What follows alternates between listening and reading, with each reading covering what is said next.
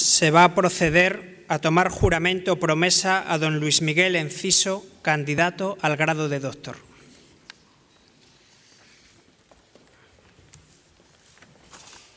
Don Luis Miguel Enciso, ¿juráis o prometéis solemnemente por vuestra conciencia y honor defender y respetar todos los derechos, privilegios y honores de esta universidad, así como favorecerla y ayudarla cuantas veces se os lo demande?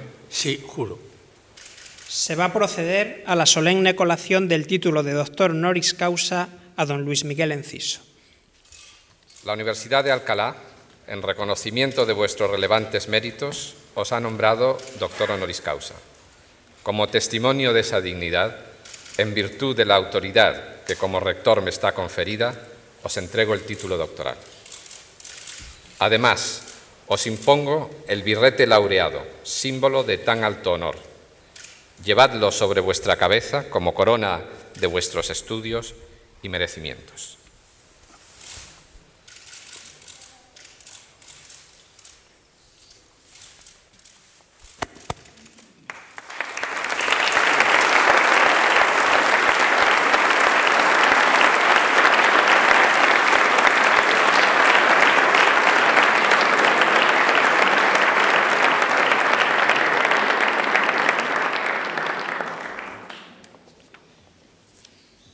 Recibid ahora, de manos de vuestro padrino, los restantes atributos de este nombramiento y distinción, a saber, el libro de la ciencia, que es preciso cultivéis y difundáis y que os ha de servir como aviso de que, por grandes que vuestros talentos sean, siempre deberéis manifestar reverencia, respeto y consideración a quienes fueron vuestros maestros. El anillo, que en los pasados tiempos se entregaba en esta solemne ceremonia como emblema del privilegio de firmar y sellar los dictámenes, consultas y arbitrajes de vuestra ciencia y profesión. Y los guantes blancos, símbolo de la pureza que deben conservar vuestras manos y signo de vuestra dignidad. Tiene a continuación la palabra el excelentísimo señor don Luis Miguel Enciso para pronunciar su discurso de ingreso en este claustro.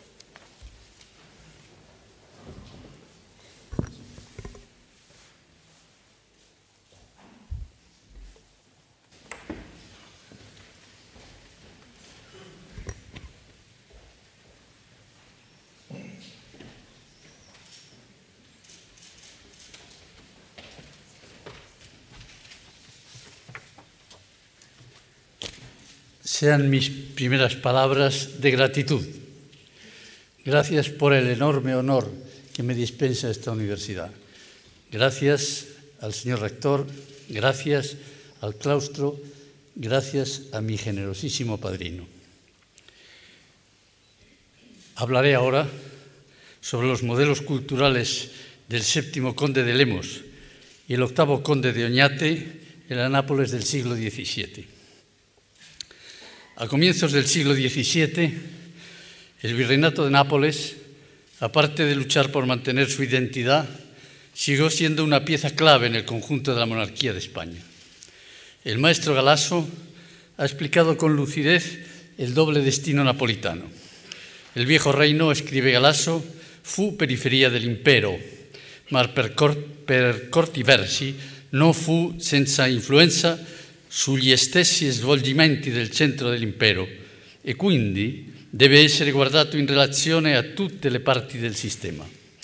Centro esencial del virreinato era la corte, y la corte de Nápoles, principal corte virreinal de una monarquía poliédrica capaz de reflejar en múltiples espejos la imagen distante del soberano, como ha escrito Carlos Hernando, constituiría un universo particular, dotado de voz propia en el conjunto de mundos políticos y culturales que articulaban el concierto territorial dirigido desde Madrid. En fin, la ciudad de Nápoles, capital del virreinato y urbe de primera magnitud, era, a su vez, el hogar de la corte.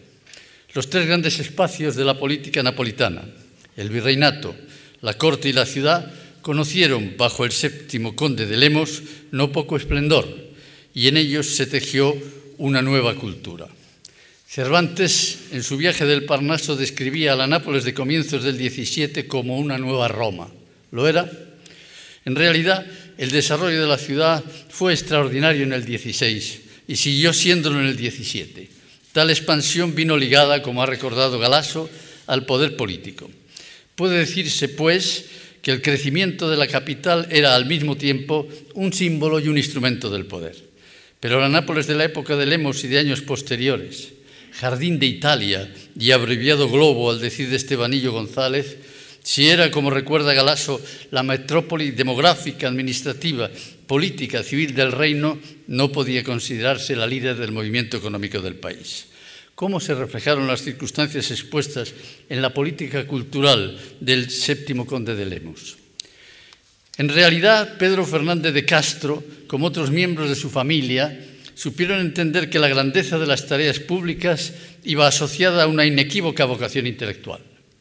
Algunos de los Lemos, y en particular don Pedro, formaban parte de ese grupo de nobles estudiados por Pérez Portús, que acompañaron a su tradicional dedicación a las armas y la política, el cultivo de las artes y las letras y la inserción en los refinamientos cortesanos. Una manifestación excepcionalmente importante del modelo cultural del séptimo conde de Lemos vino a ser su interés por la ciencia y el pensamiento. Especialidad científica característica de Nápoles en estos años fue la astronomía, ciencia que favoreció particularmente el sexto conde de Lemos, pero también brillaron otras ciencias. En los años de la primera y segunda decena de siglo, Stillota ocupaba un papel no desdeñable en las polémicas científicas e intelectuales europeas. Con todo, la figura primordial del movimiento científico seguía siendo Galileo. Mele, en un sugestivo estudio, ha reconstruido las relaciones entre Galileo y el séptimo conde de Lemos, intercesor del científico ante la corte de Felipe III. Y el ritmo de la vida literaria. A comienzos de siglo se estaba en una época en la que se imponía la locuzione artificiosa, con un confinamiento del linguaggio poetico, como explica Ferroni Quondam, a la sua scorza più esterna, in la che l'artificio tassiano era corrispettivo letterario e ideologico della propria disgregazione. En cierto grado se puso de moda el conceptismo a la española. La gran figura de esta literatura calificada por Croce de corriente más experimental que otra cosa fue Giovanni Battista Marino, no siempre bien avenido con el poder. Otro rasgo propio de las formas literarias de comienzos del 17 fue la repristinización de los dialectos. En el panorama literario napolitano de comienzos de siglo brillaba con luz propia Basile, escritor cortesano pero abierto al pueblo. Lugar de privilegio ocuparon también Della Porta, gran propulsor de la comedia erudita, el dramaturgo Marino y Giovanni Battista Manso. Manso fue, además, gran dinamizador de tertulias y reuniones literarias. No poco interés suscitaron las obras de historiadores como Capaccio o de Pietri y, sobre todo, la de Tommaso Campanella. Y el arte. Las tendencias que operaban en la pintura en Nápoles a comienzos del 17 eran, de una parte, las tradicionales, las de la maniera tarda, reflejadas sobre todo en Corencio, Santa Fede o Luis Rodríguez, y de otra, las modulaciones caravallistas y los acentos naturalistas inspirados en Carracci y Renni y representada en Nápoles por Giovanni Battista Caracciolo y Massimo Stanzione. La presencia de Rivera, intérprete de excepción del realismo y el dramatismo, ya bajo la protección del virrey Osuna, abriría la senda luego intensificada hacia el barroco. ¿Cómo transformó estas orientaciones el séptimo conde de Lemos, o contribuyó a transformar? Don Pedro, en la misma longitud de onda de su padre, retomó las obras del Palacio Virreinal, que había de ser el más emblemático monumento de la capital napolitana, y encargó de dirigir la tarea a Giulio Cesare Fontana, hijo de Domenico. El programa iconográfico del palacio, preparado, como recuerda Isabel Enciso, por Capaccio, Manso y Marco Antonio Cavalieri, bajo la supervisión de Fontana, contó con la colaboración de Battistello, Corencio, Dauria y D'Arena. Alfonso Pérez Sánchez, el gran especialista ya fallecido de la pintura italiana del siglo XVII, ha explicado que Caravaggio, excepcional intérprete de esencias barrocas, cumplió también un importante papel en el arte de Nápoles bajo el sexto y el séptimo conde de Lemos. La música alcanzó en Nápoles, por esta época, considerables cotas de aceptación, pero no siempre de calidad. Impulsores básicos de la creación musical y el espectáculo habían venido siendo nobles o personajes de especial notoriedad y capacidad de influencia, pero los esfuerzos de los compositores y ejecutores y de sus protectores se vieron favorecidos en especial por la corte. El ambiente musical napolitano se vio enaltecido por músicos de cierto rango. Fue el caso entre los intérpretes de Maiona o Travacci y entre los compositores de Federico Lambardi, el autor de la música de la Venere Addolorata, la primera ópera napolitana. En torno a los madrigales, música elitista en el XVI y luego cívica y popular, se tejió una importante tela de araña favorable a la música civil. Y junto a la música civil, la Nápoles del VII conde presenció una reactivación de la música religiosa. Si hubo un espectáculo de especial regambre e importancia cultural en Nápoles, ese fue el teatro. Por lo demás, la actividad teatral tuvo dos dimensiones sociales, la cortesana y la popular. Ante todo, es obligado a referirse al brillo de la actividad teatral en la corte virreinal, en el Palacio Viejo o en el Nuevo, en la Academia de los Ociosos, en palacios nobiliarios o en la casa de escritores como de la Porta. El público asistente tuvo ocasión de ponderar los valores y los artificios de obras de Francisco de Ortigosa, Mira de Amezcua, Antonio de Laredo, Barrio Nuevo, los Argensola, el conde de Villamediana, de la Porta, Basile y hasta el mismísimo don Pedro Fernández de Castro. El teatro fue eje de las diversiones cortesanas, pero con él confluyeron los torneos y otros entretenimientos. Resumen de la tradición caballeresca y humanística y anticipo de una corriente renovadora fue el torneo de 1612, organizado por el conde de Villamediana para festejar las bodas de Luis XIII y Ana de Austria. Pero más que de torneos, la época de Lemos es tiempo de bailes y saraos en el interior de los palacios. En la Nápoles de este tiempo no alcanzó plenitud solo el teatro de corte, sino, como ha estudiado Isabel Enciso, el popular. Por estos años, el oficio de cómico ganó en prestigio y solidez. Entre las compañías italianas logró el mayor éxito la de Pier Maria Cecchini y el Fritellino. También brillaron las compañías españolas. Una de ellas, la de Luis Sánchez, contó con figuras tan conocidas como Lucía de Salcedo, gran amiga de Lope de Vega. Los locales que acogían el espectáculo teatral fueron diversos. A veces se representaba, como dice Croce, en camere tolte, in fitto, in baracconi di legua e anche, le più rose, in palchi all'aria aperta, particularmente al largo del castello. Pero los ensayos renovadores se realizaron sobre todo en los teatros públicos. Si los moldes de una cultura oficial no siempre se registraron en las formas literarias, artísticas, científicas o intelectuales, el influjo del poder se hizo notar más claramente en las instituciones de cultura. La Academia degli Oziosi, inaugurada en 1611, fue uno de los centros más importantes de la península italiana.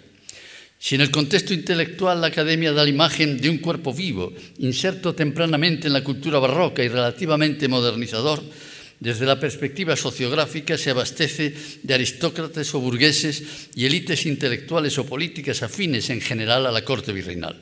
El influjo de Lemos en concreto fue muy marcado y en muchas ocasiones favorable para escritores y artistas. El séptimo conde de Lemos puso el acento también en la reforma de la universidad y consideró necesario reformar, si cabe decirlo así, el cuerpo y el espíritu de la institución. La construcción de una nueva sede universitaria diseñada por Giulio Cesare Fontana fue acompañada por una serie de medidas legales y políticas que sirvieron a Lemos para regular con nuevos modos y a la vez respeto a moldes tradicionales el sistema universitario napolitano.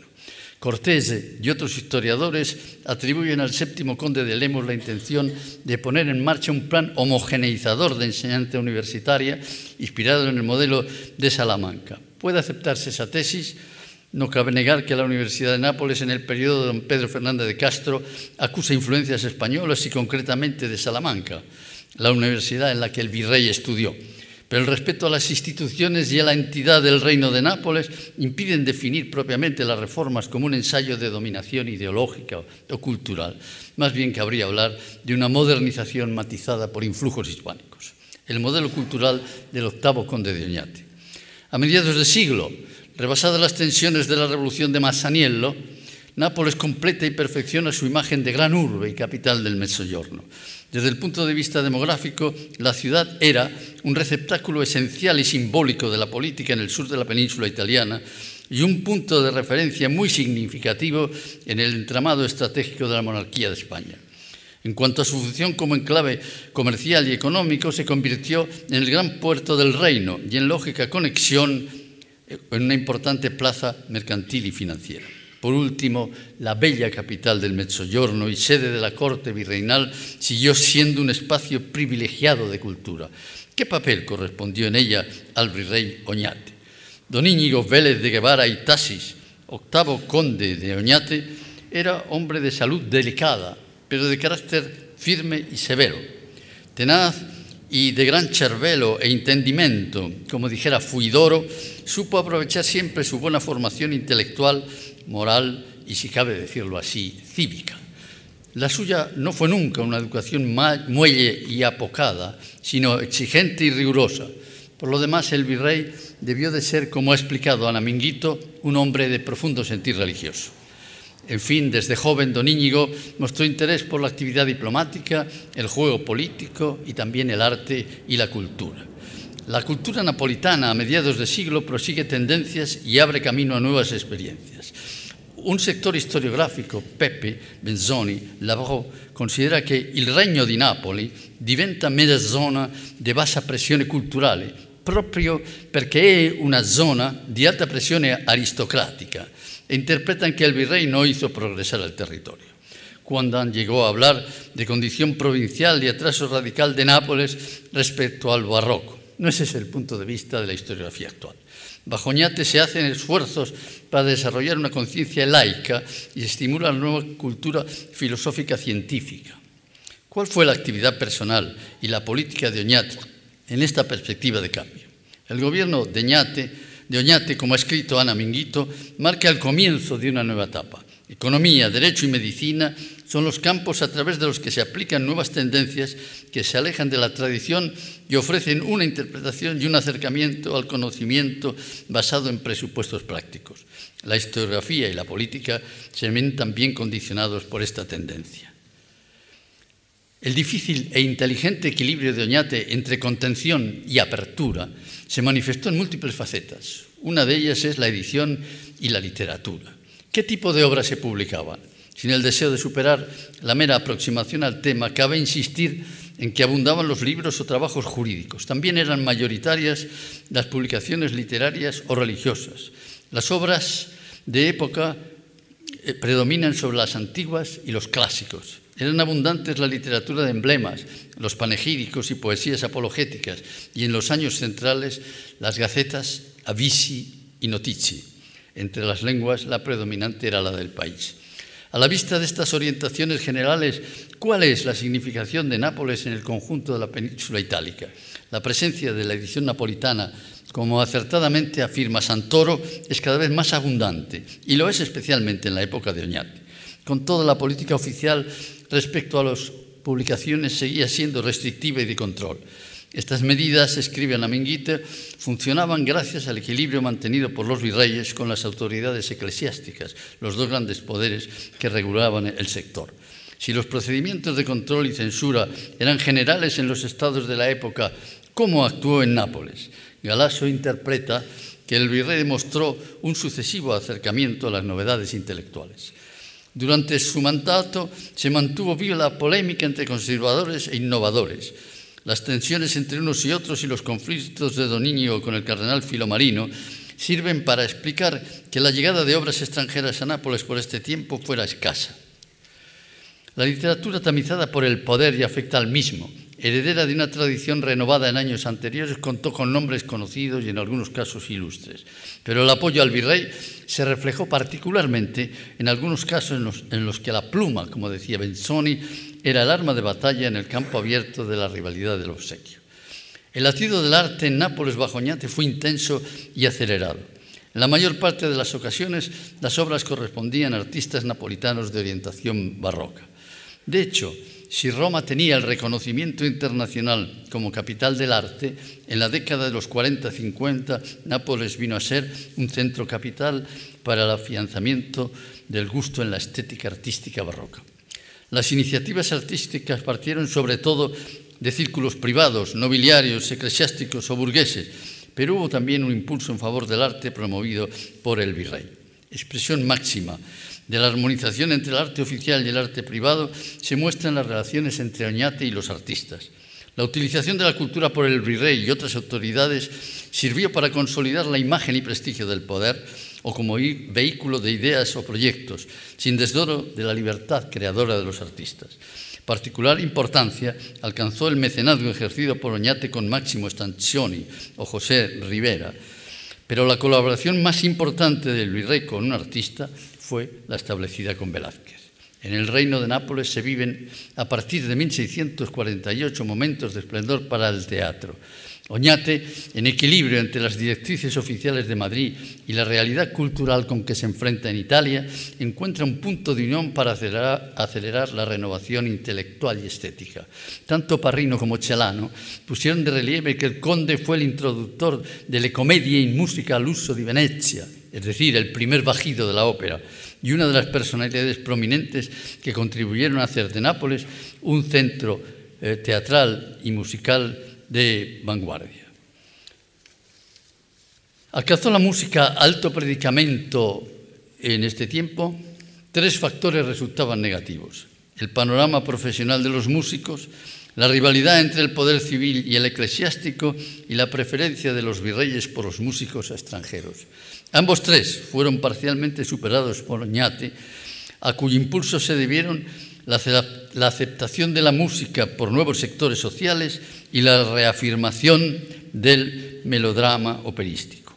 Por otra parte, Oñate dio también nuevo curso y fuerza a actividades relacionadas con la música en la vida de palacio.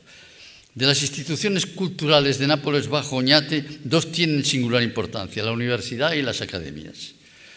En consonancia con las circunstancias, tras la restauración de las actividades académicas en noviembre de 1648, la universidad estuvo condicionada por el poder, en mayor o menor medida. El conde de Oñate o los colaboradores que le rodean y asesoran, a partir del previo consentimiento regio y en su nombre, concederán cargos de responsabilidad en el gobierno de la universidad y con ello condicionarán las tendencias ideológicas, científicas y pedagógicas que triunfan en ellas.